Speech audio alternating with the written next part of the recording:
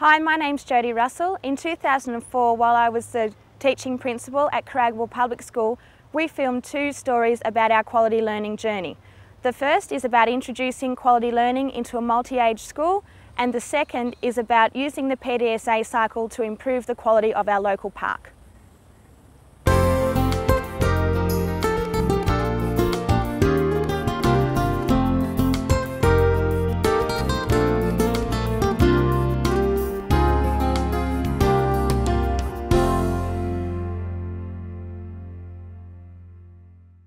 Caragabal is located in central west New South Wales. We're about 500 kilometres west of Sydney. It's a small rural community and the school has a population of 15 students. It's a one-teacher school and I'm the teaching principal, and we have other people come in and help. To provide a safe, fair, friendly and clean environment. The population of Caragabal in town is about 60 people, and within the area around 250 people. The community is really close-knit and the school receives a lot of support from their community in terms of funding and participation support. In early 2001, the Country Areas Program consultant, Kim Knight, approached me about attending the David Langford 4-day seminar in Melbourne. When I came back from David Langford, I started talking to the children about quality and started using the tools to identify what quality is and how that looks for each student across a multi-age classroom. The students started to identify what types of things in their work would be quality and how we could recognise that.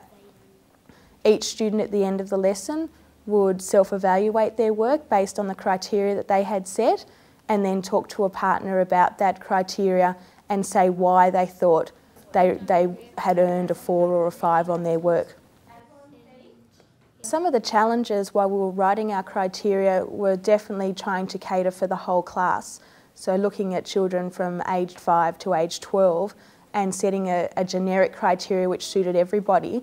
I haven't worked with my group and I've been off task. Is that your work today? No? Good. I've taken care with some of my work. No? I stayed on task most of the time. Which one do you think it is? The one with the roof. The one with the roof, and what does that mean, do you think? Real good. It's really good. Do you think that this is your very best work? From here, the students have started to develop their own rubrics, which are a lot more specific and goal-orientated to their own individual learning needs. Students were going home and talking to their parents about getting a 4 or a 5 on their work, and the parents were asking what they received. Did they receive a chocolate or a lolly or a certificate? And the children were saying, no, I just get the 4 or 5 on my work. It's my best work. I'm doing really well. One of the things that I found quite difficult in the beginning of using the tools was that I tended to overuse the tools that I was really familiar with. I had to really start thinking about the different tools and start utilising different tools and knowing which tool to use when. I've also increased the variety of tools that I use as I become more confident. We actually give them a lot of choice now, whereas before I really told them what to do. So I've now become more a facilitator of the learning with the children. In return, I'm receiving a higher standard of work because they're feeling empowered by making decisions that make a difference. The students began to look at things in the classroom that needed to be improved. For example, with our spelling program, now it looks a lot different with students having their own individual word list based on the words that they need to know and based on diagnostic testing that's been done in the classroom. So everyone in the class has a different list, and instead of all sitting down doing the same spelling activity like look, cover, write, check, they now have the option to go and learn in whichever mode they like. So some children may still choose the look, cover, write, check option, but normally they don't. Normally they're choosing a different type of activity to complete. The students have also started to graph a lot of their learning, so starting with the weeks in the term, and they graph their spelling results. This is my spelling book and these are my spelling words. Each week to learn my spelling words I get to choose an activity out of here. Each Friday we have a spelling test on our words. Sometimes I get all of them, but sometimes I don't. These are the graphs that when I get all of them right, I mark it into the top, and when I get some of them right, I just mark it into how many ever I got right.